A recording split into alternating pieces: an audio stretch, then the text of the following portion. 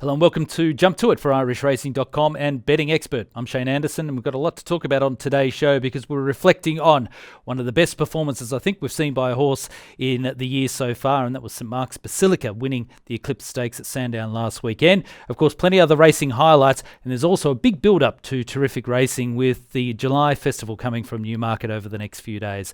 As Stephen Harris is currently on holidays, I welcome in the team Vincent Finegan from IrishRacing.com, and Ed Quigley's with me once again. Guys, good to catch up. Vincent, I'll start with you. That was a super performance, I think, on the weekend by St Mark's Basilica, and people like myself were thinking he might just be a very good three-year-old. I think he just could be an outstanding horse overall. Yeah, he certainly looks that.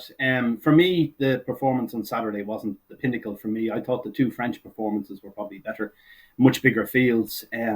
He looks like a horse that he seems an easy enough ride. You seem to be able to get him in whatever position you want, even in those big fields. He won both of them very comprehensively in France, the Guineas and their Derby, which is obviously over 1.25 miles rather than 1.5 miles. Then Saturday's performance was a wide margin win against two very good horses. How much stead you'd put into that, I'm not quite sure. The one little question mark about St Mark's Basilica is the fact that all of his wins have had a cut in the ground. You just worry about him on quicker ground. Having said that, now he's probably going to retire at the end of the season. From now to the end of the season, most of the European racing will be on a softer surface, most likely, so it's probably not going to be a problem anyway. He's after winning 4 Grade 1s or Group 1s on the bounce. Very few of Aidan's have ever done that. He'd one very good horse, Rock of Gibraltar, won 7 in a row, but never really reached the true pinnacle of a Frankel or a Sea to Stars. So just there's a chance this guy might. Let's see how the season progresses, the second half of it. All right, we'll talk more about Aidan O'Brien shortly. Ed, as I welcome you into the conversation, with St Mark's Basilica, I'm still thinking he's a star, but I'm also thinking perhaps Adayeb and also Mishrif perhaps weren't at 100% their best going into that race on the weekend, and the race wasn't run at a really strong tempo, which perhaps suited the winner. Do you view it similarly? I think they're all fair points, Shane. Yes, I think there's every chance that the two in behind perhaps did run a few pounds below their best, and the race probably was to run to suit St Mark's Basilica.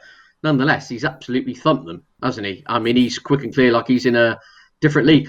I mean, look, I don't want to really crab him. I think he's a very, very good horse, but I'm harping back to our conversation we had a couple of weeks ago. I think the £10 weight for age at this stage of the season is just absolute madness. Someone with some broken abacus came up with that, and I still can't work out how they come up with the view that naturally a 4-year-old is a £10 better horse than a 3-year-old. My view, and I've said it for a while, I think whether you're 2, 3 or 12, you run in a Group 1, you run off the same weight. So let's just do away with this nonsense. Anyway, it was a very smart performance. As Vincent says, he hasn't done it on a quicker service, but look, he's won 4 Group 1s on the bounce. It's churlish to start crabbing him.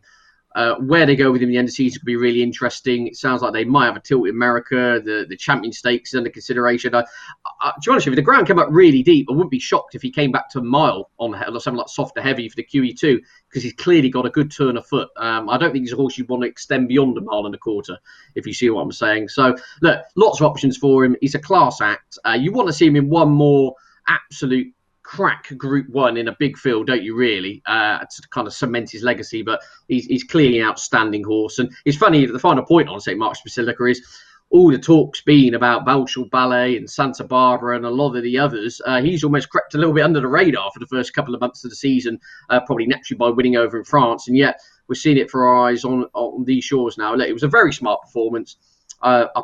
Possibly Mishrif and Adayeb could improve next time out, but I doubt they would have beaten him, given the manner in which he won it.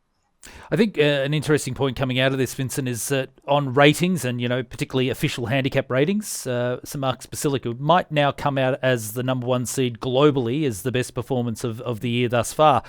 And that'll take its course over the next 6 months or so as we get to the end of the year and determine who is the world champion of racing.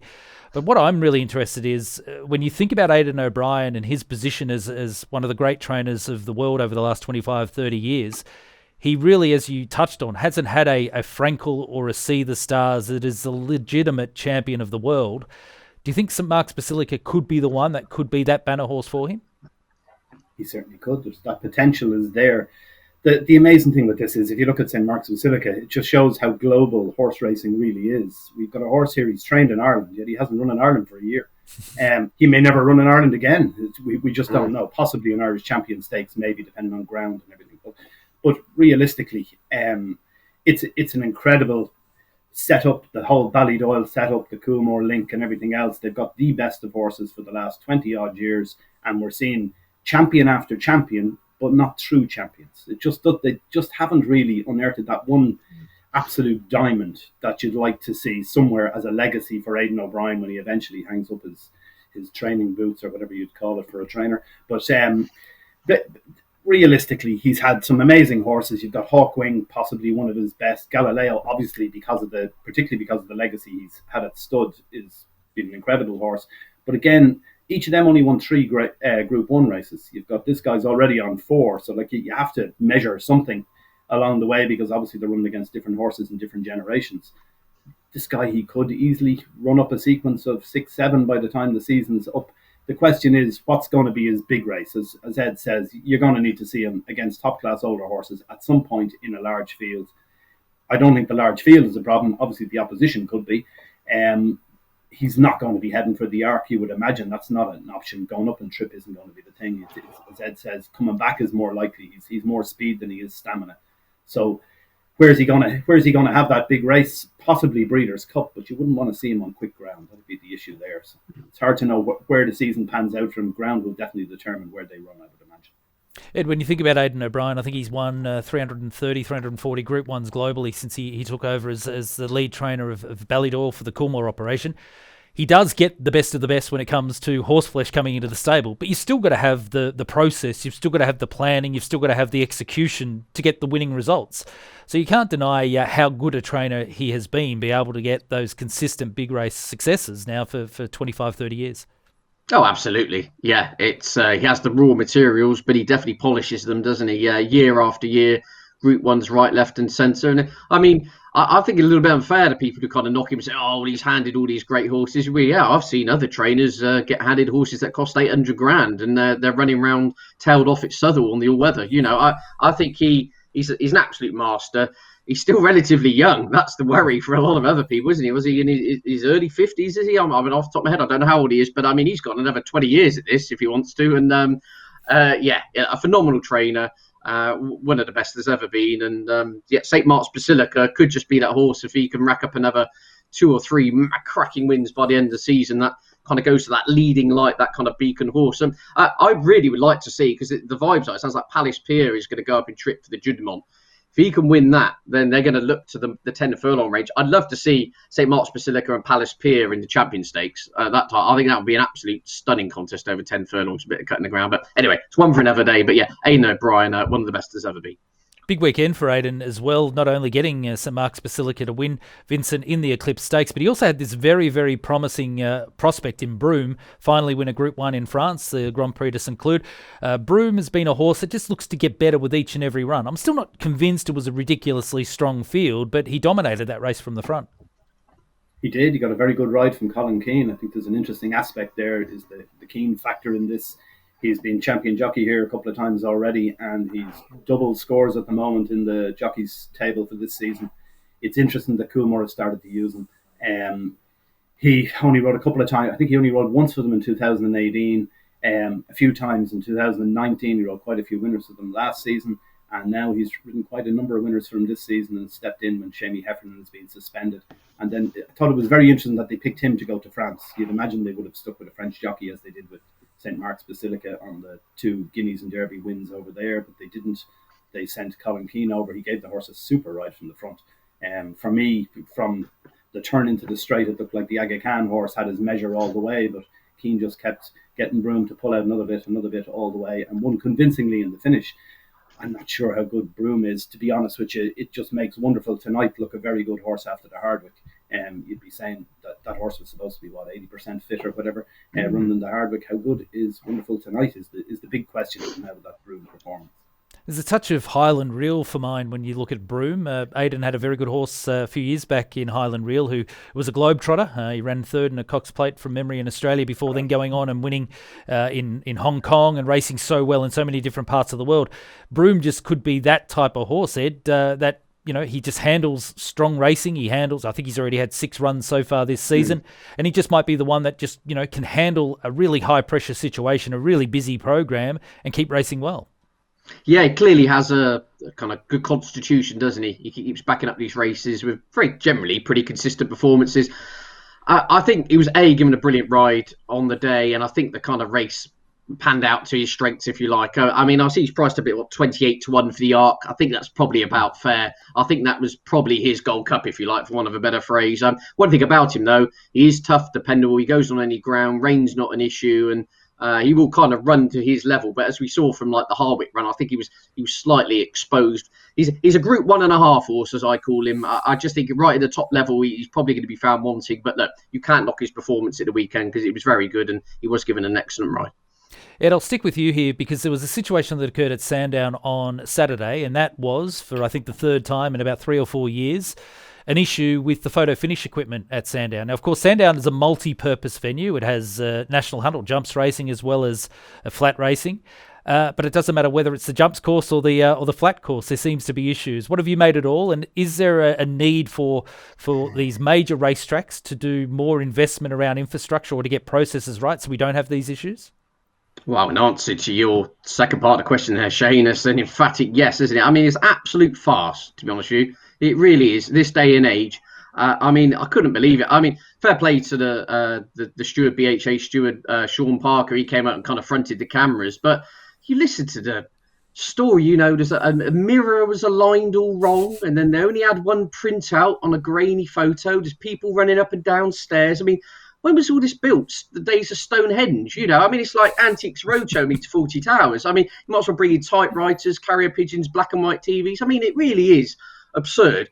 I watch golf a lot, Shane, and I know the budget of the PGA Tour will be significantly bigger, which leads me on to my second part I want to talk about. But you watch PGA Tour golf coverage. You've got ball tracking technology meeting a ball at 180 mile an hour. You've got a wind barometer on the right. You've got rules officials mic'd up on every course. You've got cameras in bunkers. It's like, don't preach to the world you want to be the kind of the trendsetter and the leader in your field, but run it like a D grade load of codswallop. I mean, it's just absolute out of date shambles, to be honest with you. And then so that does lead you onto the budget. Now, if someone could quantify and come to me and say, look, to rectify this and put a real digital state of the art photo enhanced, whatever you've got to do in order to get it up to date, it's going to cost absolute millions and take years to put in place, then fair enough. Then there needs to be a long conversation about how they end up getting to that point. But really, it's harping back to the days of medieval times to listen to the absolute farce of what was going on there. Terrestrial television, there's punters walking around looking at each other at the track. I heard from someone at the course said they literally don't know what was going on. There's people looking at this grainy photo and running around. The whole thing is so amateur. It really is. And so I'm almost past the point of getting annoyed about it because it just keeps happening, especially at Sandown. We've had the winning post saga at Sandown as well. They seem to have more than one winning post and jockeys get confused. Just there's traditions. And we've touched upon it before, Shane, isn't it? It seems to be this kind of, I don't know if it's a British psyche, but we love to definitely cling on to everything that was from the past. And in many ways, I really like that and really respect it. And I think there's a lot to be said for that kind of nostalgia. But as I said, if you want to bring racing up to date, a lot of money needs to be looked at in some of these outdated infrastructures, which when you break everything down, if at the end, 25 minutes after a race is finished, you can't even tell the public who won it, then what state of affairs are you in? I mean, really?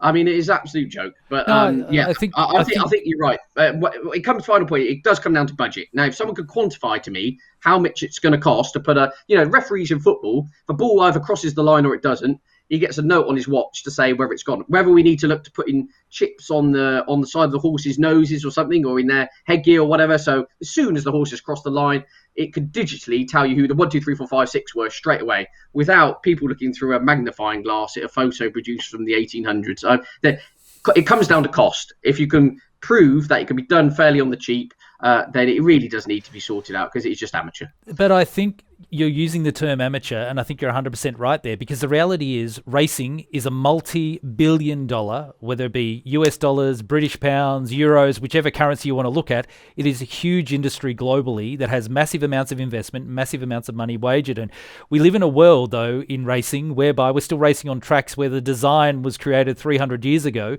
which is nowhere near what a modern-day audience would actually think is appropriate. Or when you think of emerging technologies and emerging entertainment options, racing is well and truly stuck in the dark ages. You either need to say we're going to be a highly efficient and professional sport, and this is what we're doing, and this is the infrastructure requirements that we need to have, and these are the A-grade tracks, and this is where the vast majority of our coverage and investment's going to be, or you keep running it like it is and it loses market share, and eventually in 20, 30, 50 years you're running for ribbons and the betting public has moved on to other more fashionable, easy to access, data-rich betting options. I think it's a huge problem, and it's not just something that racing in the UK, which is having issues like this. I think it's something that happens globally.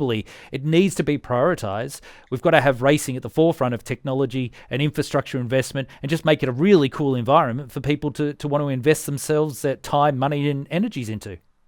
Just the final point, yeah, I totally agree with that, Shane. I mean, I don't want to harp again it, make out like just having to go at Sandown and the BHA and everything, but what struck me out of all of it was when, as I said, Sean Parker, the BHA, the distributor, he came up and he faced the camera. He could have easily just disappeared, to be fair. And he came out to give his reasoning of what's happened and kind of clarify the situation.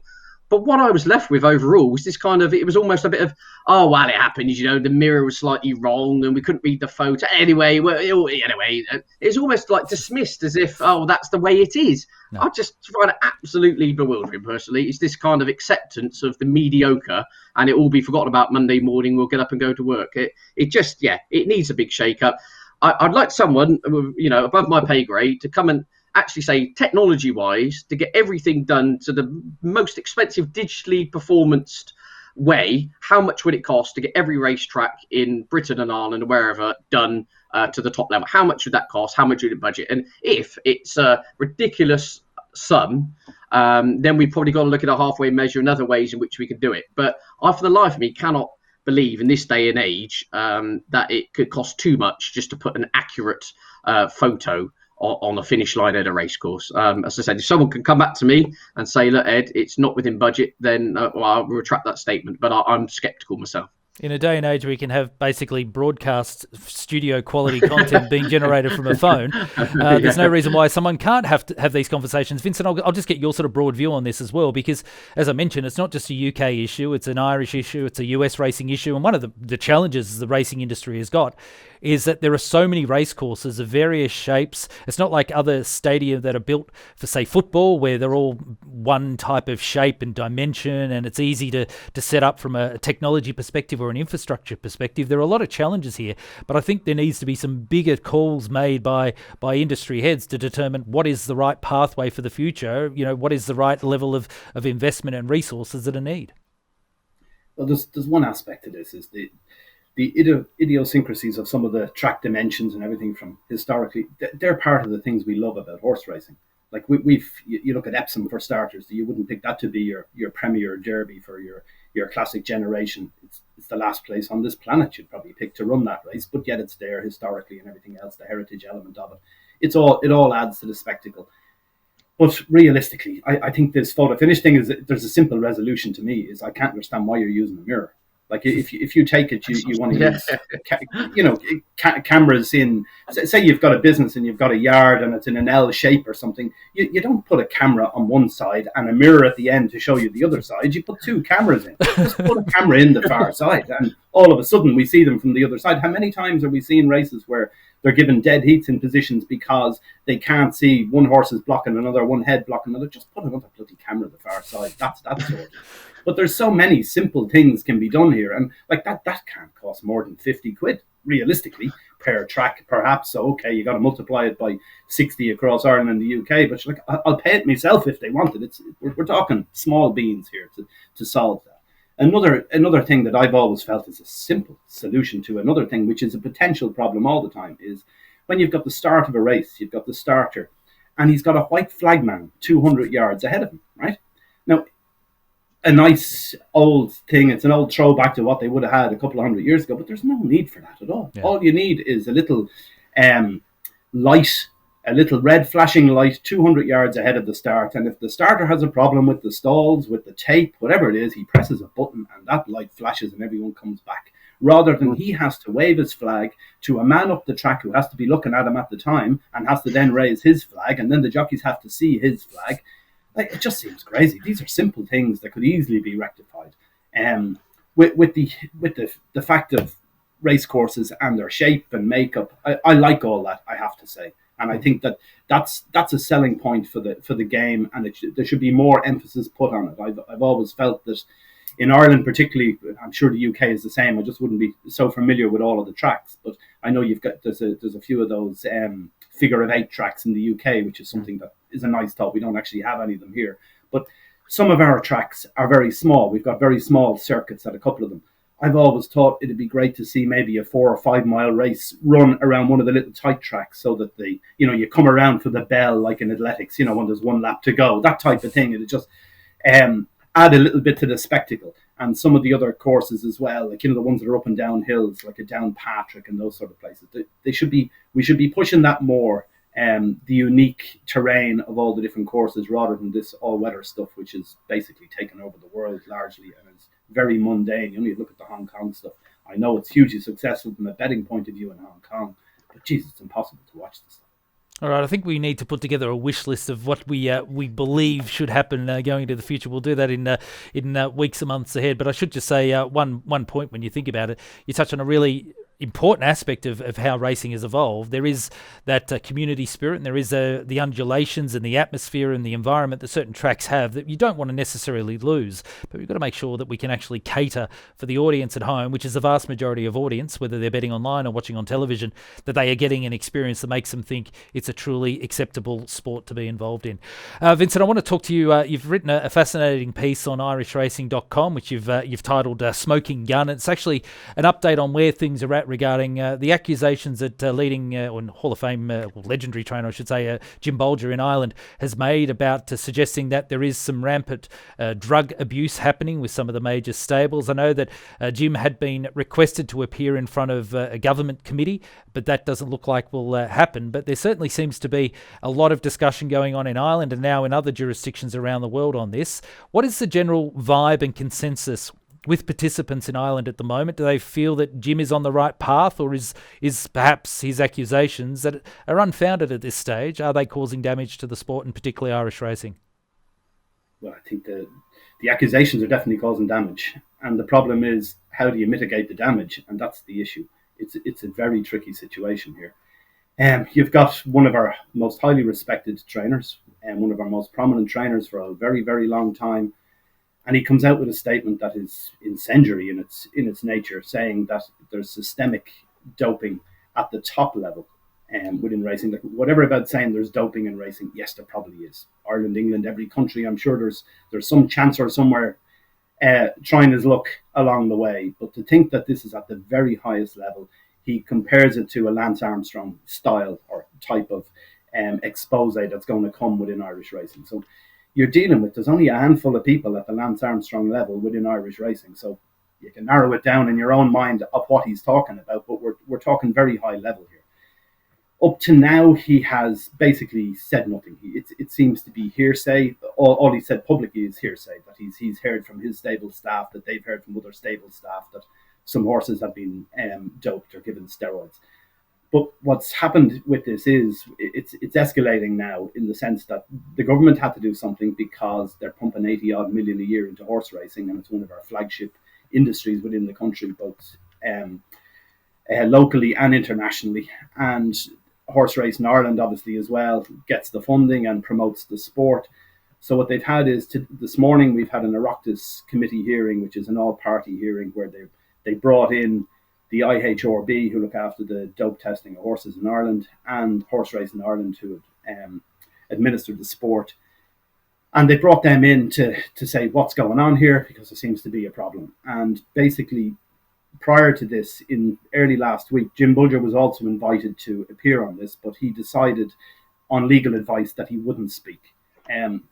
Really, that kind of dampens down the impact of this, because it was all about Bolger telling us what he has to say, but obviously we don't know that. But what he did do was, he had a conversation recently with Paul Kimmage, who outed the Lance Armstrong stuff from cycling, and he writes for the Sunday Independent newspaper in Ireland. He'd be their chief sports writer there for these investigative issues.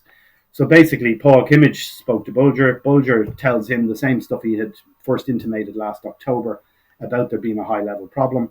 So Kimmage has written a couple of articles on it since, but then last Sunday, he wrote an article where he gave what I would consider the smoking gun, because we've been waiting to see what is this based on. And basically, it turns out that some UK trainer got in touch with Jim Bolger towards the end of last year, after he first came out with the statements around it, and was like-minded in the sense he also thought that there's some top-level Irish trainer is using steroids. He received 6 horses from Ireland. He got them tested, hair tested in a laboratory near Newmarket. And basically, out of the samples, it turns out that at least 3 of them show some possibilities of maybe tiny, minute particles of something that could be steroids, but there's no definite anything in it.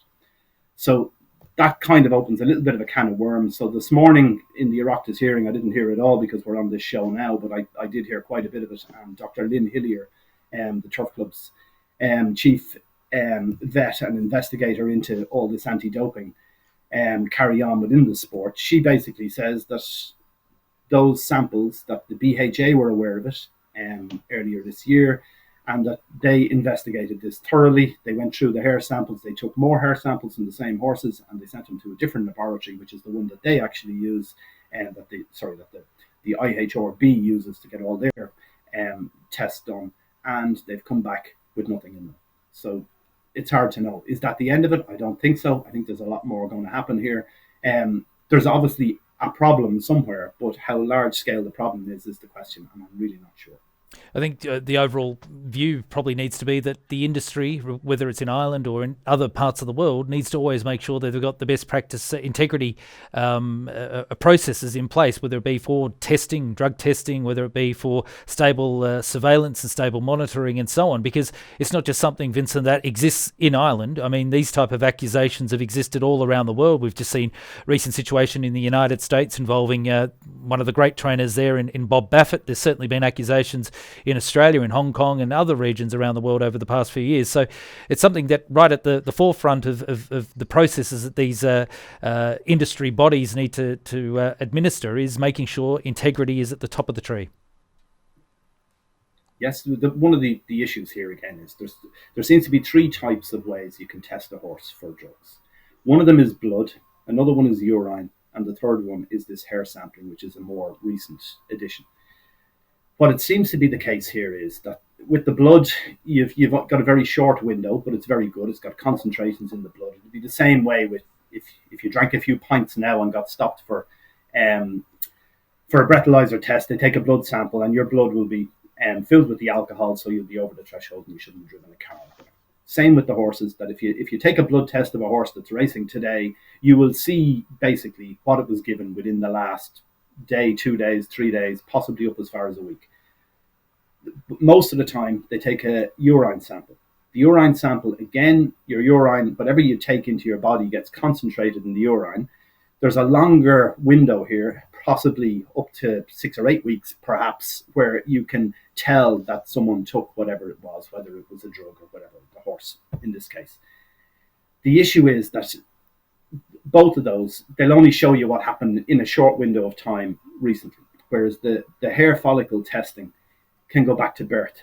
So you can see whatever banned substances were given to a horse from the time it was born till today.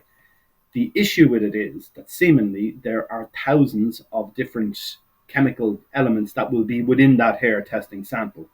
And because it's hair and they're there so long and everything else for years, that they get degraded to whatever level, that you're dealing with very tiny, minute molecules.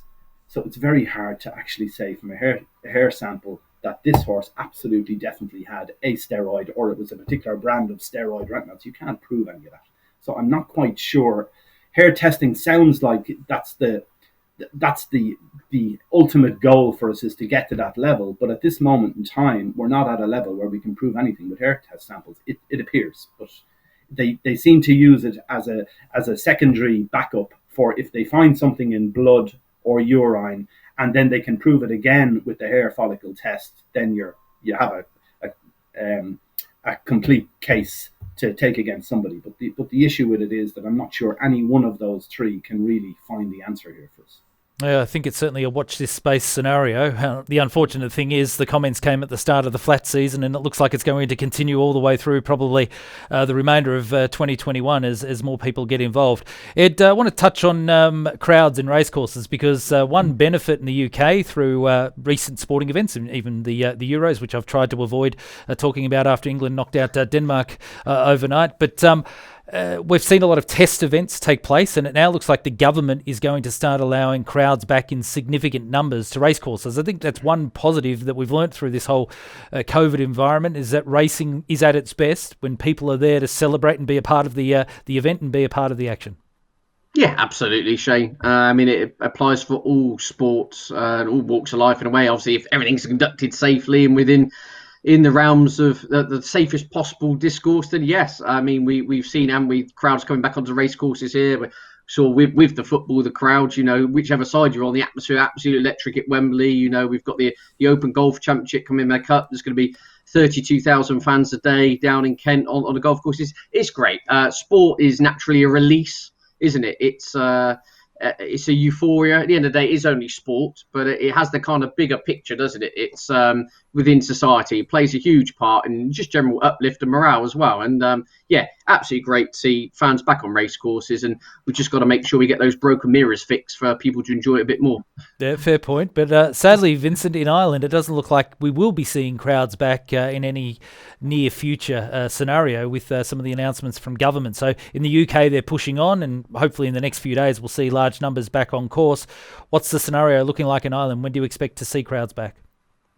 We don't know is the simple answer to that. What we have at the moment is Galway is on in a little over 2 weeks' time. And of course, one of our biggest festivals of the year, they get up to 40, maybe even 50,000 a day in its heyday at Galway. What they're looking for there is they've sent a submission to the government to get 5,000 people per day into the races. But they put that submission in over a week ago, and there's still no word on whether they can have anyone there, never mind the 5,000. Even 5,000, look, it's a start, but I feel it's a waste of time over here where we're going with it. You see the testing that's done in the UK and other countries in Europe, where they run a full absolute test, where you test the environment to see how safe or not safe it is. We had a trial on Derby Day at the Curragh here where we had 1,000 people were allowed in.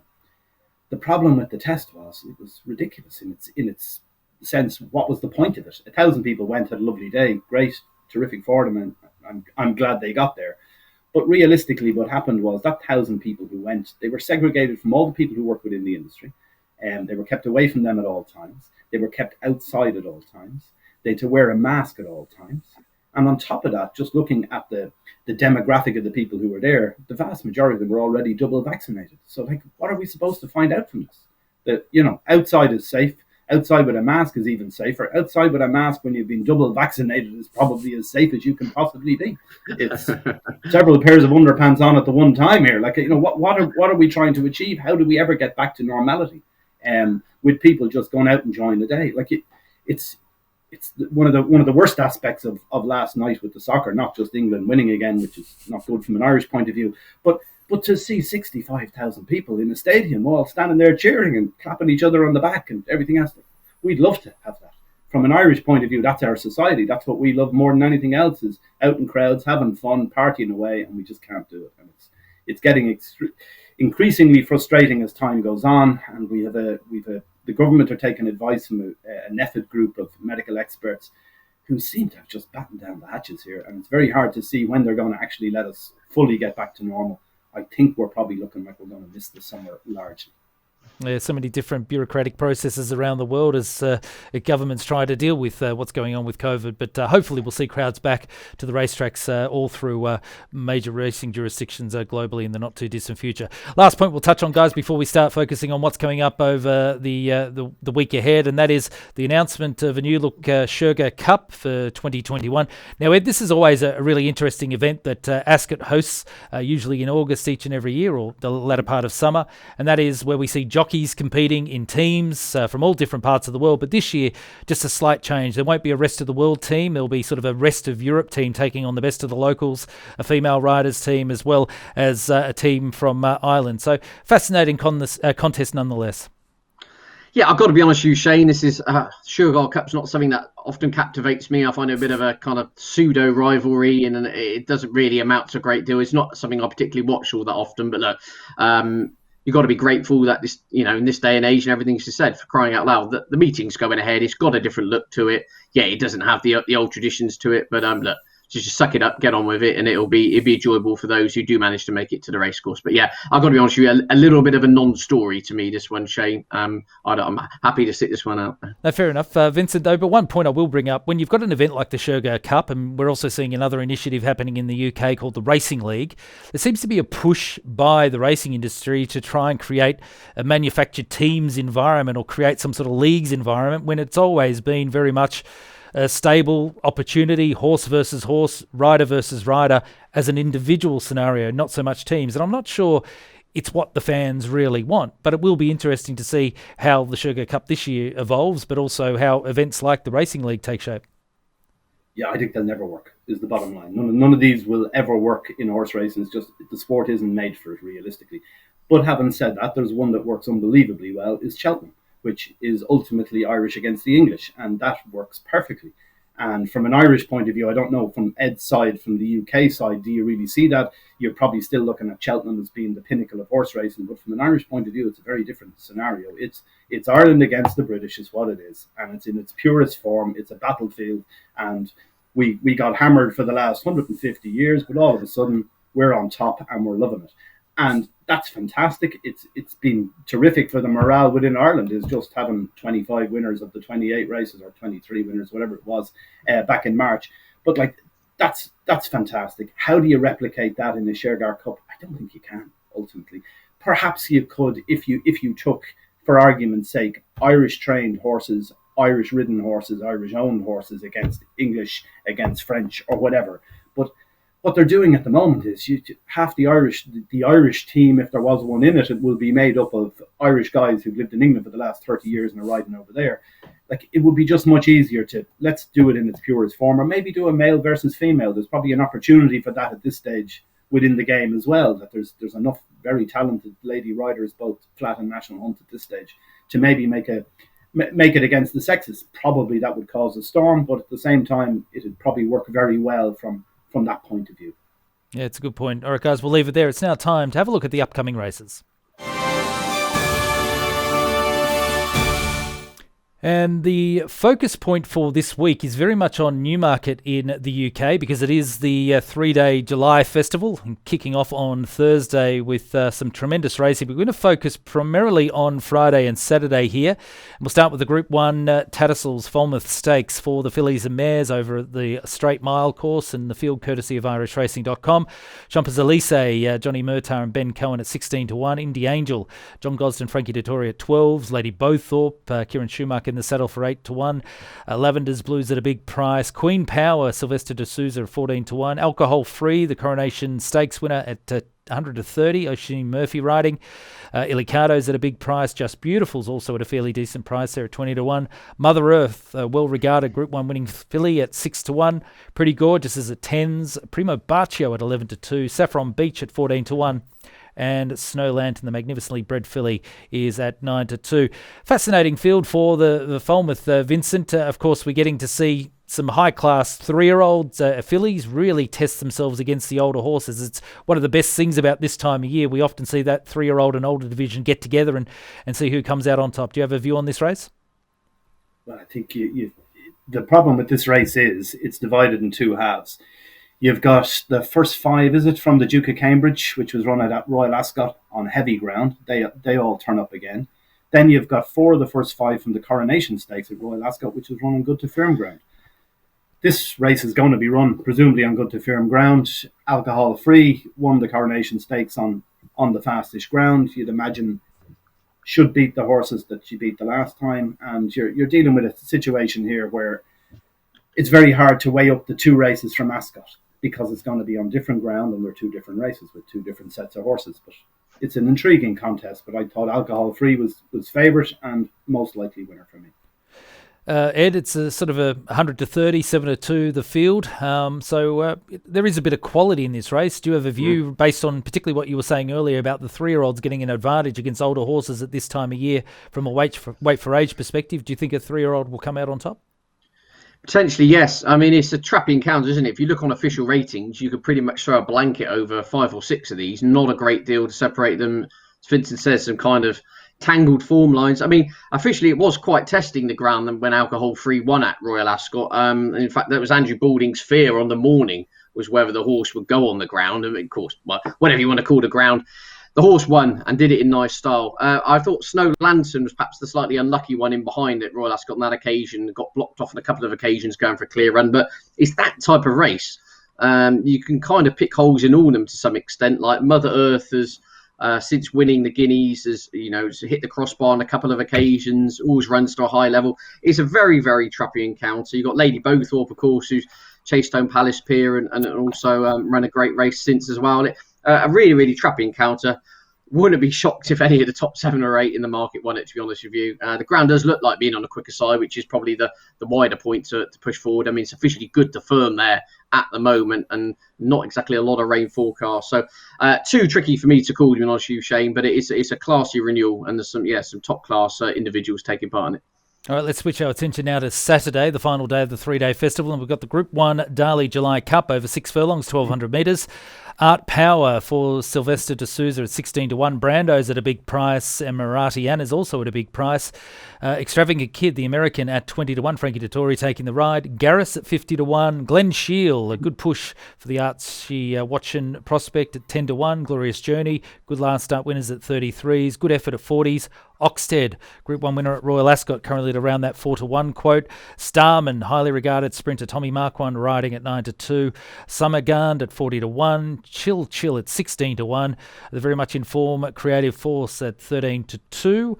The other runners to touch on there, Dragon Symbol, of course, disqualified last start when winning at Royal Ascot at 9 to 2. Line of Departure at 25s. Method at 25s. Rohan at 15 to 2. Supremacy looks a big odds for mine at 20 to 1. Miss Amulet at 40 to 1 is the remainder of the field there for the Group 1 Darley July. It's always a very tough sprint race to come out on top in, Vincent. Have you got an assessment this year? I have a little squeak here for a big outsider, Miss Amulet, trained by Ken Condon. This filly has a real chance now. But what you have here is she was an outstanding 2-year-old. There's no question or doubt about it. In her 2-year-old days, if you look at what she did, she won the Lowther at York. She was a half-length second to Alcohol Free in the Cheveley Park. She then went on to the Breeders' Cup Juvenile and finished third there. Like, very, very good, high-class form. This year, we don't know. The one thing we don't know is, has she trained on? Because she's only had one run. She ran in the Irish Guineas. They were running out of time. It was the last classic of the season for to try and get a run into her. The ground was heavy, and she needs quick ground. That's the key to Miss Amulet is the ground. So basically, you're looking at a filly that they pushed her out in the Guineas. It was too late for her, and the ground was gone. But they ran her anyway just to see. She ran down the field. She then was due to run in Ascot, but again, the ground went on her, so she was taken out on the morning and didn't run. But you're talking 40, 50 to 1 here. If she's trained on and she gets her ground, and there's no reason to suggest she hasn't trained on, we just don't know is the question. Ken Condon's of the same opinion. Seemingly she's working very well. There's a story on our website today from Ken Condon talking about how well she's working and she's doing everything right and she looks to have matured and all the rest of it. So he's singing the right tune. We just need to see her do it on the track. But at 40 or 50 to 1, you got to take it. If something of the level of Alcohol Free, if you replaced Miss Amulet with Alcohol Free, there's only a half a length between them in their 2-year-old days. If you replace that, or Mother Earth, which is similar form with Miss Amulet, put either of them in here, there's no way they're 50 to 1. All right, good push there for the grey daughter of Sir Prancelot, Miss Amulet, at a massive price in the Darley July Cup. All right, Ed, you normally like a roughie as well, or an outsider. Have you found one at a big price for us here? Potentially. I mean, I've kind of got 2v the field. Again, it's worth pointing out. I mean, there's the 9 horses separated by £5 on official ratings. Incredibly trappy. We often see with these sprinters, they often take their turns, don't they, over the course of the season. Look, in answer to your question, I'm kind of 2v the field here. Playing the percentages, I think Oxted should be the right favourite. Won this race last year, got his mojo back, got the job done at Royal Ascot last time out. Interesting listening to Roger Till saying they took the horse over to Saudi Arabia, absolutely knocked the horse for 6. The travel back took the horse months to recover from those exertions. Appears to be kind of trending back in the right direction. Won at the top level last time out, back at his favourite course. I think ground's going to be fine. I think Oxted will take a lot of the beating, but the horse you actually flagged up here, you've got to have a little bit of faith in. But Supremacy, Shane, was fantastic last year. Now, there is all that worry, which Vincent did touch upon that. Does a horse always train on? And what we've seen from Supremacy in the Commonwealth Cup trial when the horse trailed home last of 8 is that is a bit worry. However, officially rated 118 with the old 3-year-old allowance puts this horse, well, officially the best horse in the field on figures, and the blinker's gone for the first time. Around the 18-1 mark, it wouldn't be the biggest shock in the world if that horse came roaring back to form, because at least on the figures, the horse is perfectly entitled to go and win this, and is trading it near 20-1. So, interesting one. You just worry, that it was such a deplorable performance on his only start this season. Do the old fire still burn? So, I'm kind of Oxted for the percentages. Been there, done it. Ground's fine. Is in great form. Looks to have his mojo back, but wouldn't be shocked if there always is in these sprints, and there a couple of favourable outsiders who run massive races at big odds. All right, I like where you're going there, particularly with Supremacy, but we'll talk about that shortly because it's now time for the tips of the week. And with Stephen Harris on leave at the moment, of course, Stephen's been in fantastic form, but it's great to have stepping in Vincent, because you went enormously well through Royal Ascot, and we've actually got a significant surplus in tipping budget from you, Vincent, as we go into this weekend. Let's have a look at who you're focused on to find us a few winners for the weekend of racing. Who do you like? Well, first of all, now we've got to be aware we're recording this on a Thursday at lunchtime, so we don't really have the full list of runners for the weekend. But basically what I'm looking at here is there's a few horses stand out for me in Kilbeggan tomorrow evening. One of them is Walking on Glass. But we're at a crucial time in Ireland here. It's 2.5 weeks before Galway. Nearly every horse is looking towards Galway is the plan at this stage. So you've got to be aware of that if you're having any bets. We're dealing with some very minor racing over the weekend. There's 2 fixtures on. Friday to Saturday to Sunday, so a lot of racing, but it's all lower level stuff, and a lot of the horses will be looking towards Galway. One of them, Walking on Glass, won in Galway last year on the flat. It's over hurdles here. It won the last day in Punchestown, but got disqualified for bumping the second horse. The two of them were a long way clear that day, and Walking on Glass is only £4 higher here. Very disappointed if Walking on Glass isn't involved. Looks like it should win. Porrick Roach's horses are coming into form. Did so the same time last year. So I'd be expecting a win here before going on to run on the flat in Galway is the most likely scenario. All right, so good push there for Walking on Glass. Who else do you like? Well, the other one I like is in the race after that, also in Kilbeggan, is a horse called Freewheelin' Dylan, which is, it turns out, besides being an Irish Grand National winner, he is a Kilbeggan specialist. He won this race last year, loves Kilbeggan, goes around it like Kilbeggan's a very, very tight track. And he goes around it like a motorbike. It just flies around here, loves every bit of it, and knows where the winning post is.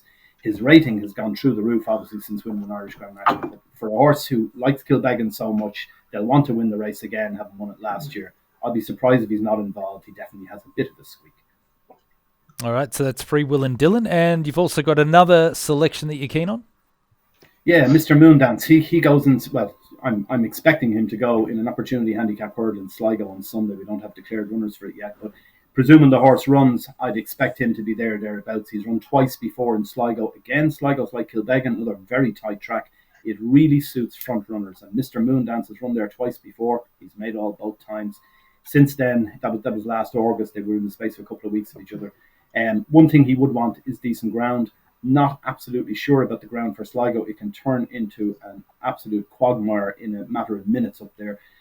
It's in the shadows of Ben Bulben, and the rain comes in from the west coast and the Atlantic, and it comes over Ben Bulben and just drops on Sligo racecourse. And oftentimes it's practically unraceable through most of the season. But when he won there last August, it was good ground twice. The ground forecast for Sunday is good. We've got some thundery showers around the country the last week or so. But if Sligo misses it, this horse has a big chance. Yeah, front run, make all will be the likely scenario.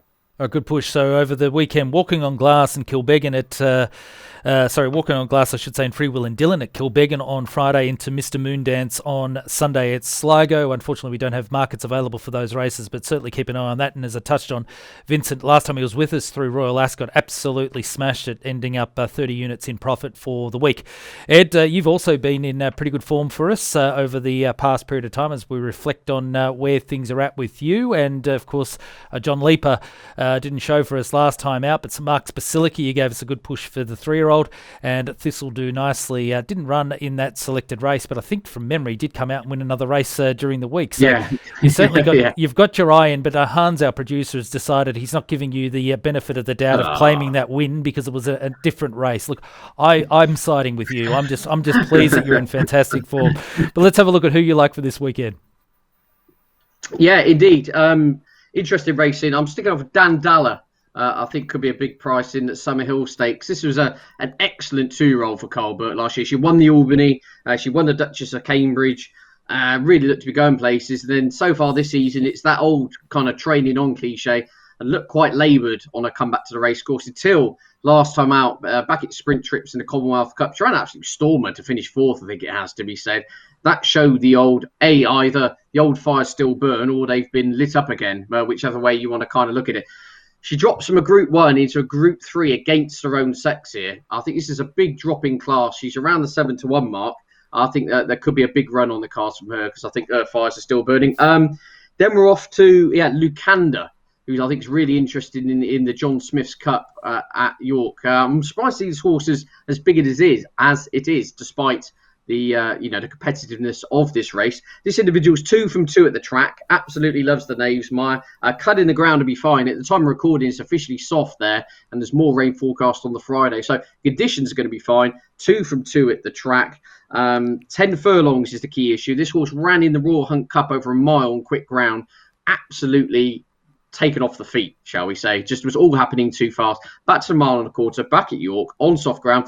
Last win for Lucanda came off 94, runs off 99 here, but Laura Pearson, who's been amongst the winners recently, she's been a jockey, been making people sit up and take note. She rides and claims the £5, so in theory is running off the same mark as when last successful too. So wouldn't be at all shocked to see a big run from that one. And then playing the percentages, I think Oxted, around 9-2 is a very fair price for a proven Group 1 before. We won the race last year and will have ground to suit. I can understand the supremacy argument. In fact, I probably am going to back supremacy as well, just on the chance that the blinkers spark him up. Because if he does, he's on ratings. He should be a third the price he is. So, but yeah, Oxted, Lucanda, Dandala, and hope we'll get in the shake-up. Well, there's some good prices there. Dandala at around 13-2, Lucanda at 20-1, and Oxted currently at around 9-2. So good luck there. All right, now we have to assess my performance last week, and I'm in disastrous form, and I'm getting very frustrated. Accidental Agent ran like a horse well and truly on the pathway to retirement. He was hopeless in the Coral Charge. Nazuna was scratched, and of course I was heavily committed to Mishrif, who let me down. And I've now dropped 27.5 units behind after having a very solid Royal Ascot, which Hans didn't include in my overall tipping process, so I should probably still be in profit, but I've been ripped off there. But let's have a look at what I'm doing this weekend, and I'm desperate for a winner because I've got dinner plans on Saturday night, and as always, Copenhagen prices make wins rather important. So I'm going with Native Trail, who I thought was super impressive, winning at Sandown on debut by 4 lengths over 7 furlongs. I think he's a very good horse, and I think he can take out the superlative stakes. I'm having 4 units to win on him at 9-2. I don't mind Caravana, currently about 33-1 in the Bunbury Cup. A race that is traditionally very hard to win, big field handicap, but course and distance specialist. Go 1 unit each way there, Caravana at the big price. And I like Supremacy a lot in the Darley July Cup. If he can bring his form of last season as one of the leading 2-year-olds back with the blinkers on first time, I'm happy to have 2 units each way on him at around that 16-1 each way mark. So my deficit will go into profit, and I'll be able to have a good night at dinner on Saturday night. All right, guys, just to wrap up today's show, Vincent, what are you looking forward to the most this weekend racing-wise? Well, I'm looking forward. Some of the racing in the Newmarket is high-quality, class stuff. I'd like to see Miss Amulet. That's the one I'm really looking forward to seeing her. See, is she as good as I think she is? She was a smashing 2-year-old. I'd be very disappointed if If she bombs out like she did in the heavy ground in the Irish Guineas, I don't think she will. If she gets quick ground, I think we're going to see a good filly.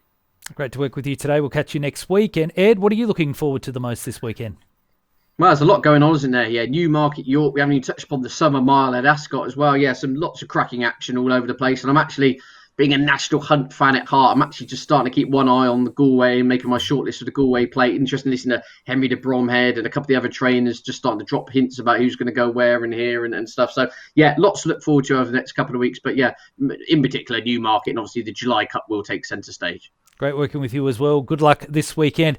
There we have it. Vincent Finegan and Ed Quigley joining me here on Jump to It. As I mentioned earlier, Stephen Harris currently on leave, but you can still find Stephen's tips on bettingexpert.com, where he has his daily best, his nap, and also his value runner. And of course, Vincent and the team at irishracing.com do fantastic work. Plenty of great card information, betting information, odds and markets, and also plenty of opinion pieces too. Head to irishracing.com. Hope you've enjoyed today's edition of Jump to It. We'll see you next week.